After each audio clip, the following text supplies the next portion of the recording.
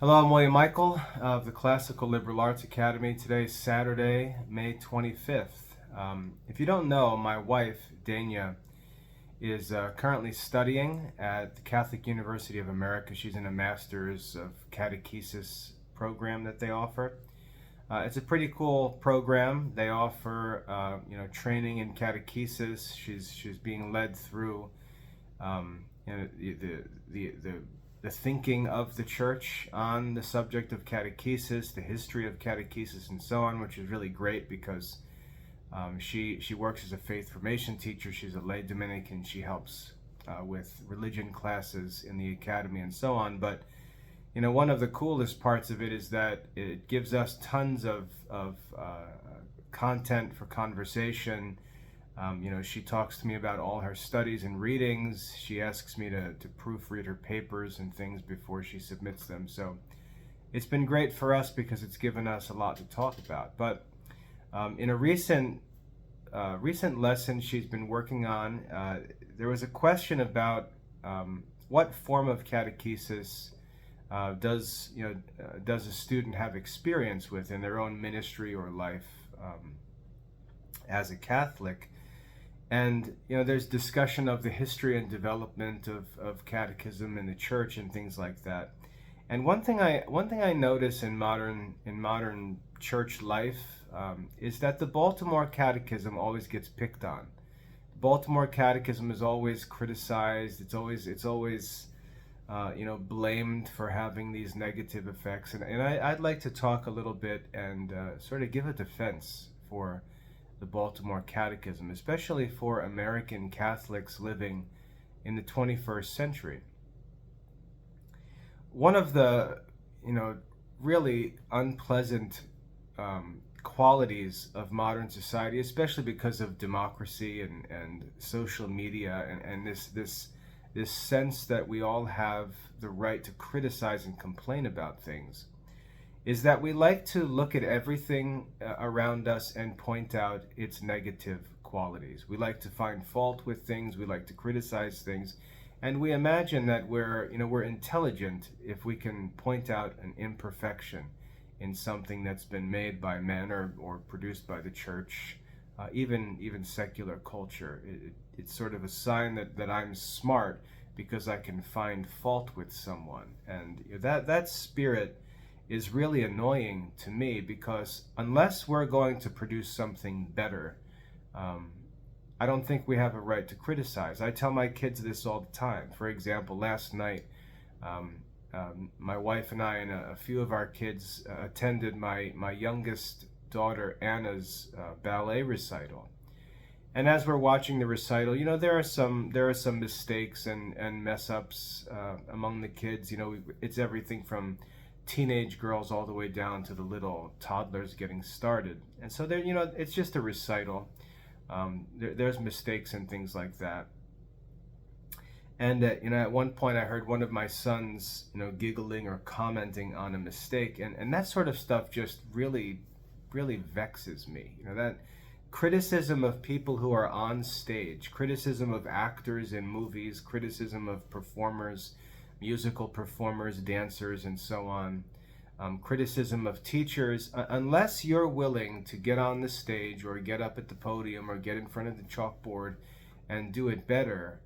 I get annoyed when people offer criticism, because positively doing things is very difficult. I tell my kids all the time, it's very difficult to do anything that's good. It's very difficult to do things. My oldest son just graduated college and was commissioned as an Army officer. And all through his college career, he faced obstacles and difficulties, and he had some really challenging times because the requirements that are put on ROTC kids are pretty tough at times. And as he was going through, the difficulty of it often, discouraged him and made him think twice about what he was doing and question whether he was, in the right place or doing the right thing. And I told him all through his college years, look, anything you do that's good is difficult. It's going to be difficult. It's difficult to actually do things. It's difficult to actually achieve things. It's difficult to actually create things. It's very difficult to positively do things. And because it's difficult to do things, most people avoid trying to do things, and they set themselves up as a critic instead. And this is what I think is happening when we find criticism of the Baltimore Catechism. If you don't know about the history of the Catechism, the Baltimore Catechism, it was produced after the Baltimore councils back in the late 1800s in America. And if you're wondering why Baltimore, well, what's this got to do with a city in Maryland? That was the original archdiocese, really, of the entire United States as far as Catholicism is concerned. That was the center of American Catholicism. I'm not sure if it was the first archdiocese in America, but it was the most influential, as Maryland was one of the first Catholic states.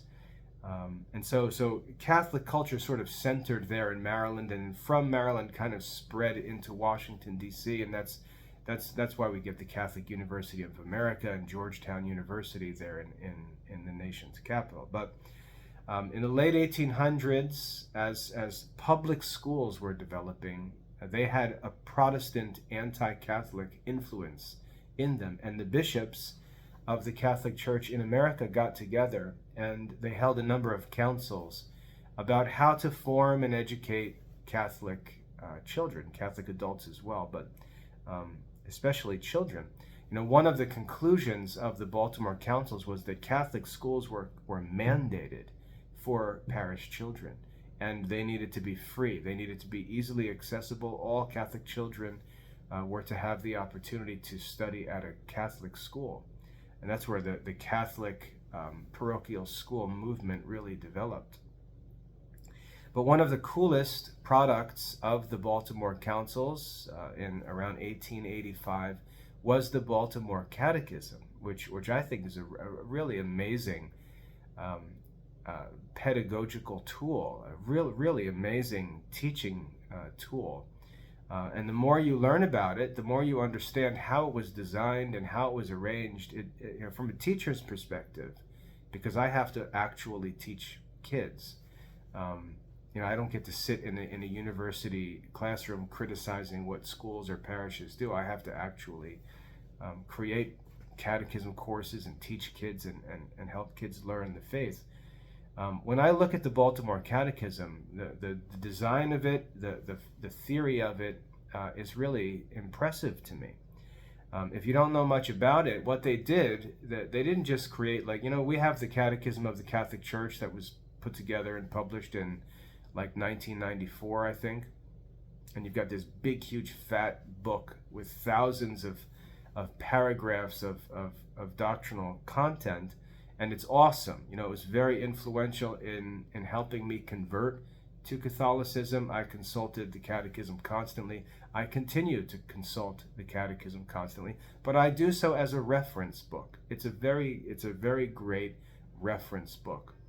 Was very helpful for me as I was converting to the faith. But what do you do with that big, massive thing? As far as teaching goes, what do you do when it's time to catechize children? It really doesn't present teachers or schools with a tool for instruction. It's just really a giant reference book. And hey, that's awesome, right, for what it is. But it's not a teaching tool. And so now, the church is sort of left trying to figure out, how do we actually teach this thing? And to be fair, the Catechism, when it was published, it says right in the beginning of the Catechism that this is intended to become a reference book for future local catechisms. So that's really what it was intended to be. But it's not a teaching tool. You can't use it in a classroom. It's going to take a lot of work to actually make it useful for work with students. And so there's all this talk about catechesis and how we're going to catechize. But the Baltimore Catechism is sort of thrown aside as being obsolete and old-fashioned and not appropriate for the modern student we're always talking about. But let me just make a defense of the Baltimore Catechism. First of all, one of the benefits of it is that it is a relatively recent, modern, and therefore relevant catechism. I understand it was produced before the Second Vatican Council, and just for the record here, I am not one of the trad Catholics. I don't attend the Latin Mass regularly. I don't really care about that stuff. I'm very comfortable with life in the modern church. I try not to be critical because, as I said, I know how hard it is to do things positively. When I hear people criticizing the church, I feel bad for the bishops and for the Pope and for the priests who are actually carrying out the Catholic ministry while idle randoms criticize them on social media. I don't think that's virtuous or that it should be done by Catholics. I think that the men and women serving in the church in religious vocations, whether they're priests and bishops, or whether they're monks and nuns or sisters, they're contributing their part. They're not supposed to be perfect. They're not supposed to do everything.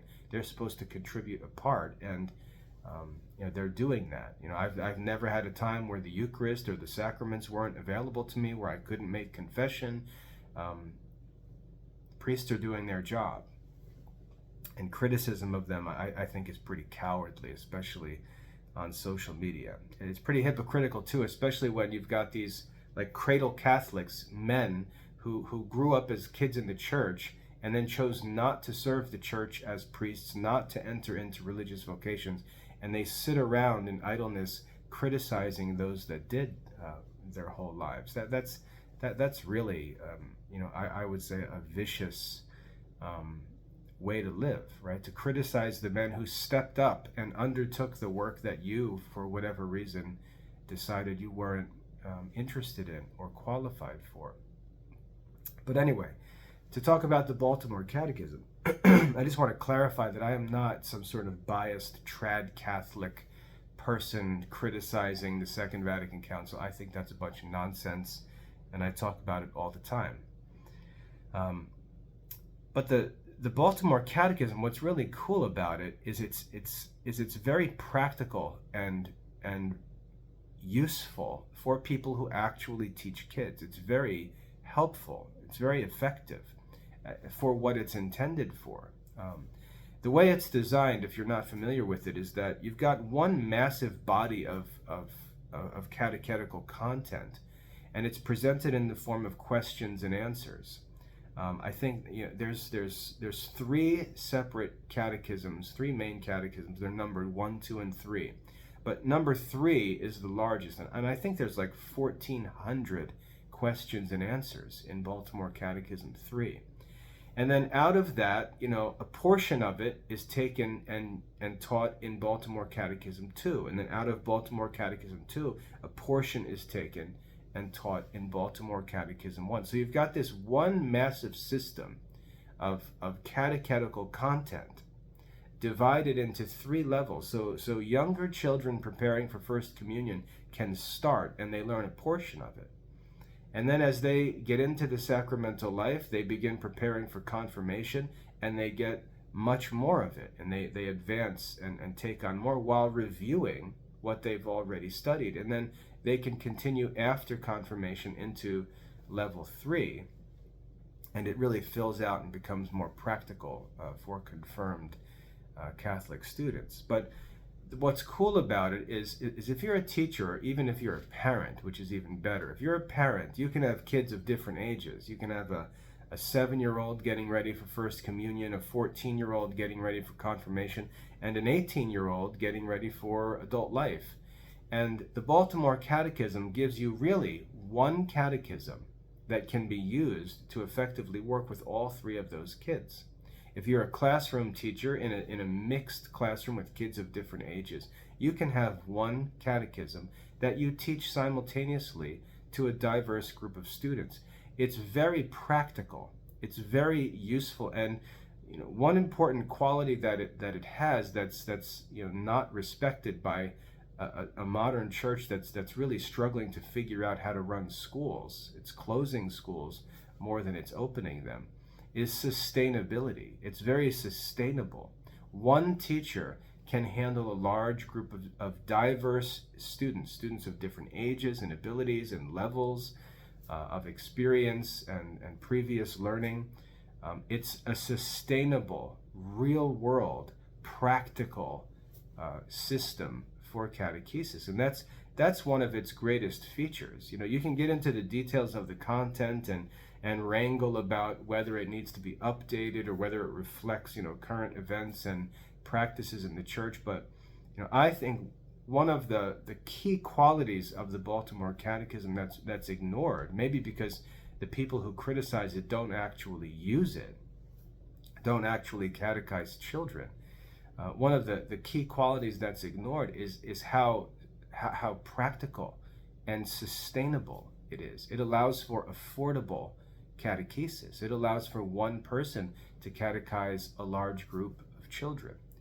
So it gets criticized, because it's pre-Vatican II. It gets criticized because the question and answer format may be considered outdated. It gets criticized because maybe some of the content needs updating after the Second Vatican Council. Those criticisms are all valid, but the problem is there's nothing better. And so the danger of criticizing something is that you're taking something that's good and that's effective, and then you start criticizing it, and then when people start, all the perfectionists begin to say, oh, well, we can't use that because it's been criticized and they pointed out this problem and that problem and this problem, so we can't use it anymore because whatever we use has to be perfect, and they end up with nothing. That's sort of the modern critical spirit. And what happens? They end up with nothing. Now, in my wife's course, she's been reading about some criticism of the Baltimore Catechism, and what the criticism says is that the Baltimore Catechism was very effective in presenting the objective content of the Catholic faith to children. It was very effective in presenting the objective content of the faith to children. And that's true. It does that very effectively. But it was criticized because it doesn't do more than that. It doesn't introduce them. It doesn't actually lead them through what's called liturgical catechesis, doesn't sort of immerse them in the life of the church, doesn't introduce them to the practical life, doesn't seek to move their heart or affections and draw them into the practice of the faith and so on. So it's sort of like a dead letter rather than a living instructional system. All of that's true, but the problem is that's not what it was intended to do, and it's not like we have to choose to use the Baltimore Catechism exclusively and do nothing else, or find an alternative. No one ever said that the Baltimore Catechism is going to make children love God, or it's going to actually lead them into the liturgical life of the church, or drive them to Mass on Sunday, or prepare them for communion and bring them to sacramental preparation classes. All of that stuff is already available. All of that stuff is included in the Catholic life. Children are supposed to learn how to be forgiving and loving and merciful and generous by the example of their parents. They're supposed to be catechized in their Catholic family. The Catechism teaches that. The modern Catechism explains all that. So to take a catechism which presents all of the content in a very orderly and efficient way, very sustainably, in a number of different levels, in question and answer format, which is really great, because Dad can come home from work, not have a degree in theology, and he can grab the catechism and ask a child a question, and then read the answer and see if the child can give the answer. So you see just how practically useful that question and answer format is, how practically useful the Baltimore Catechism is as a catechetical tool. It's not intended to be everything. It doesn't have to solve every single need. It doesn't have to be the all in all or the only thing you use. And so the criticism of it is, I think, pretty ridiculous and really irresponsible, because, as I said, the effect of the criticism, the effect is that people start to abandon it. And it's a very effective, very useful tool, even in 2024. And there's nothing better. Now I've been a faith formation teacher in the modern parish. My wife regularly helps with faith formation in the modern parish. And I see all of the new catechism books and the programs and materials that they use with all the activities and the workbooks and the multimedia resources and all this stuff. And I can say those books are great. That stuff is great. The problem, though, is that it lacks the objective content. It lacks the objective format. It lacks the sustainability. It lacks the simplicity.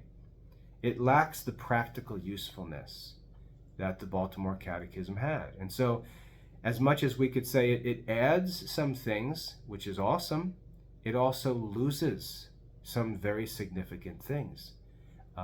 One of my students who came through the academy, went on to become a priest, credits his vocation to our Baltimore Catechism course in the academy. I've had dozens and dozens of families write to me and tell me that course was radically influential in their kids' lives. I've had a number of students go on to religious vocations, and they all point back to that course and say their study of the Baltimore Catechism helped prepare them to desire to pursue a religious vocation. So this idea that because it doesn't do everything, it's therefore good for nothing, is really an irresponsible position. And I feel like that's how the Baltimore Catechism gets treated. It gets criticized because it doesn't, replace a Catholic mother and father, or a loving Catholic family, or an active parish involvement in parish life, and so on. But there's no reason why the Baltimore Catechism needs to do that. It is simply a tool for presenting the objective content of the Catholic faith to children in a timeless format that's practically very, very useful, very, very important and significant and effective at doing what it does. And when we criticize that and begin to discourage people from using it or abandon it, what happens is nothing replaces it. And really, what's replacing it? Are we finding that the new catechesis that's replacing the Baltimore Catechism is suddenly like exploding and making everyone fall in love with God and filling parishes and so on? No, of course not, because there's no catechism program that's going to do that. The Baltimore Catechism was very useful and remains very useful, and there's nothing available in the church to replace it, especially for the education of children. So I just wanted to post a talk to sort of pump the brakes on this sort of, just careless, reckless, irresponsible criticism of the Baltimore Catechism. Because for kids going through the sacraments, especially homeschool kids, there's nothing better. There's nothing to replace it. Nothing that presents the content of the Catholic faith so simply and orderly and clearly as the Baltimore Catechism does. And I strongly recommend it, and we use it in the Classical Liberal Arts Academy for our school-age catechesis programs. Now, if you say, oh, but there's so much more. Yeah, no duh, there's so much more. That's why we have sacred scripture courses, and why we promote the Liturgy of the Hours and the Rosary, and we promote sacramental life in the church. No one's saying to abandon any of those things. No one's suggesting in any way that you can just take the Baltimore Catechism and go, hide away in a cave and now you're a saint. No one's saying that. So I don't know why the Baltimore Catechism gets the criticism it does. There's nothing to replace it. These modern, like I said, the modern workbooks and parish faith formation materials, they don't provide the objective content that the Baltimore Catechism did. They don't give mothers and fathers the tools to use at home to help form their kids and reinforce the teaching of the church. So it's cool. There's pictures and all kinds of activities and information.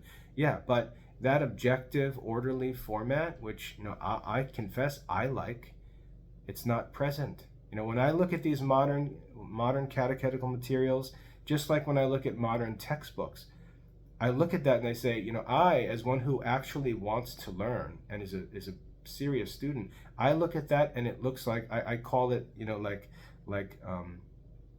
like publishing vomit. There's just stuff all over the pages, pictures, colors, inserts, all kinds of stuff all over. How does one actually study a book like that? How do you study a book where there's no beginning, middle, and end? There's just stuff all over the pages. I personally don't think that these modern books are very helpful. They may interest someone in the first 10 seconds when they open the book and they say, oh wow, look at all this stuff. But to move beyond that, to get beyond that sort of like ADD interest in lots of stuff going on and actually get to study, do they actually promote a systematic, orderly study of the content of the Catholic faith? I just don't think so.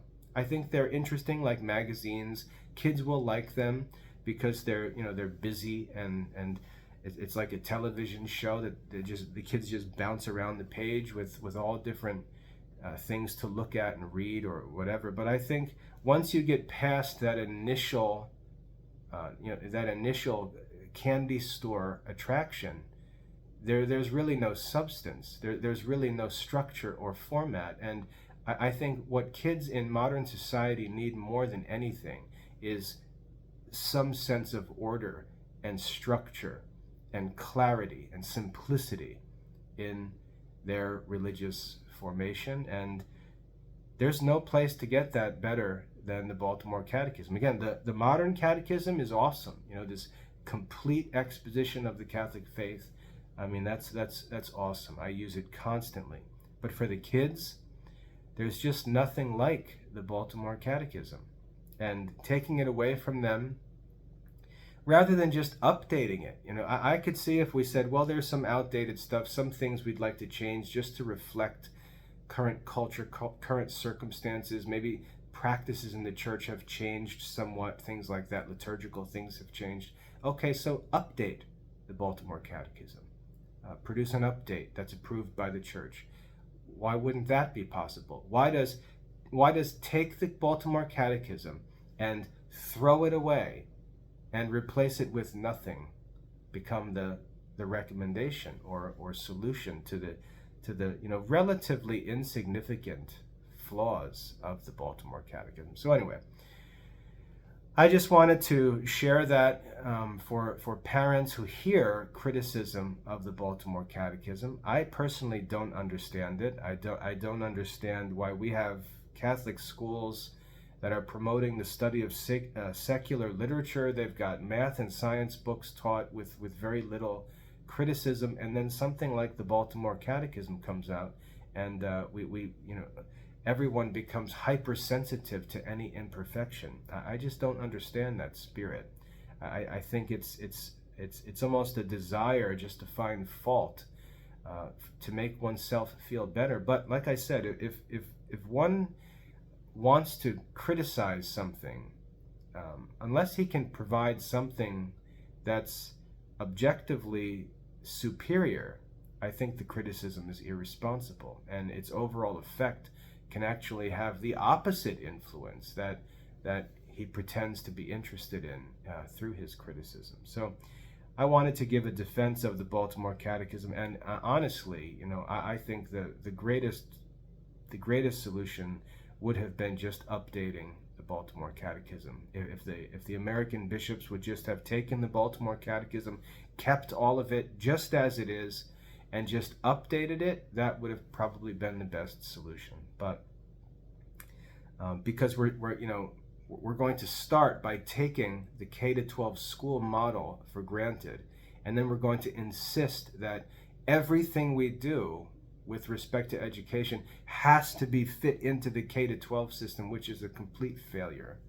We're going to handcuff ourselves to this K-12 educational model that was invented by public schools, and redesign Catholic catechesis to be a K-12 program or be a K-12 faith formation program, and abandon something that's so effective for instruction in the content of the Catholic faith. It's just part of this self-destructing problem in modern Catholic education, and it applies to all subjects, not just religion. So anyway, I wanted to share that. And again, I'm not a trad Catholic person. I'm not an anti-Vatican II person. I don't hold any of that stuff.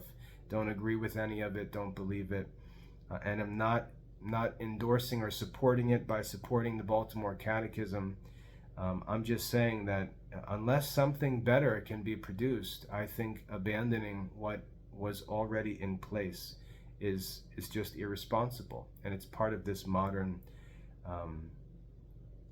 spirit of fault finding and criticism that just leaves the kids with less and less and less over time. I mean what else is going to be taken away from the kids? They've got everything taken away from them. They don't study philosophy anymore. They don't study classical languages anymore. They hardly are taught the scriptures anymore. Now they can't be taught the Baltimore Catechism anymore. What are they actually left with? What do the kids actually have to study or learn from in 2024? I just don't understand, what it is that motivates people to continue to criticize old books, old resources, old methods, and replace them with nothing. I feel bad for the kids. The kids are yelled at, because they use phones, they use computers, they're on the internet, they watch YouTube. They're criticized for everything they do. And my question is always, I feel like I have to advocate for the kids.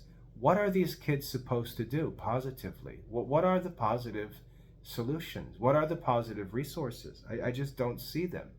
All the kids get is criticism. I hate to break it to the critics, but I think phones and YouTube and all this stuff, I think they're pretty cool. Video games are pretty cool. If you're not going to produce quality study materials, but what's even worse, it's like when I was a Protestant and they tried to have like Protestant rock music. I grew up listening to the best rock bands that ever existed, and when some goofy evangelical rock band comes up, I have no interest in that. It's just bad rock music. I don't care that it's Christian. If I'm interested in rock music in the first place, I'm interested in good rock music. I'm not sitting there evaluating the lyrics theologically. Not that I could anyway, because I have no catechetical formation. But the same thing, when we try to imitate modern fads and modern trends, we don't do things as well as secular publishers and secular media corporations and secular outlets. We're not going to do worldly things better than worldly people. And really, the strength of the Catholic faith is the faith itself. It's not our ability to come up with new music. It's not our ability to come up with cool videos. Many of the saint videos are cringeworthy if you watch them. They're so poorly made. The acting is poor. And I understand, and again, I applaud the effort to try to do that, but to try to imitate, billion-dollar industries and produce content in formats where it's going to look silly to kids who have their tastes and standards formed by these major industries, by like Disney shows and Hollywood productions, to try to enter into that world and say, we're going to try to lead people to Christ by making them think that we can make cool videos. You're not going to make cool videos, and so the whole thing is going to backfire and make Christianity feel like something goofy and awkward. I know my own kids feel that way about these things, that they don't want to watch saint movies, not because they don't like the saints, but because the movies stink, and so they're not interested in that stuff. So when we criticize old things, it's sort of assumed that we're replacing them with better things, and I just don't understand where these better things are. What are these better things? The schools are not better than they used to be. The textbooks are not better. The teachers are not better. The results are not better. And we just criticize and criticize and criticize. Look at the old Jesuit schools. Jesuit schools took over Europe in the 15 and 16 and 1700s. Yet they're criticized. By what? Schools that have largely, schools in America, let's say, Catholic schools, that succeeded because of European immigration, caused there to be an appearance of success in Catholic education, only to have it all disappear and fall apart. Half the number of students are in Catholic schools today as they were in 1960. The Catholic school system is failing. It doesn't work. It's not sustainable. And it's sort of a historical bubble that appeared to be something, but really is nothing. So we criticize the old, but we don't produce anything better.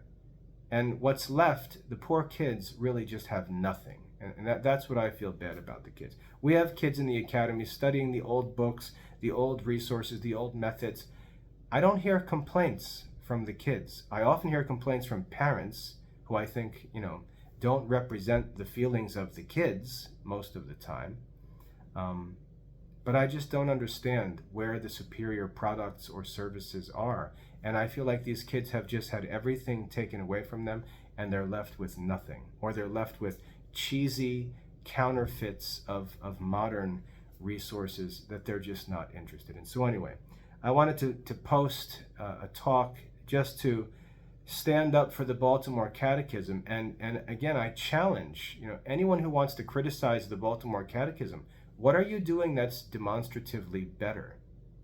What results can you show that prove that what you're doing is better as far as presenting the objective content of the Catholic faith to kids of all ages? What are you doing that's better? I don't think there's an answer for that. And that's why I think we have to be careful not to move away from the Baltimore Catechism, because really it's all that we have. I hope that's helpful. God bless.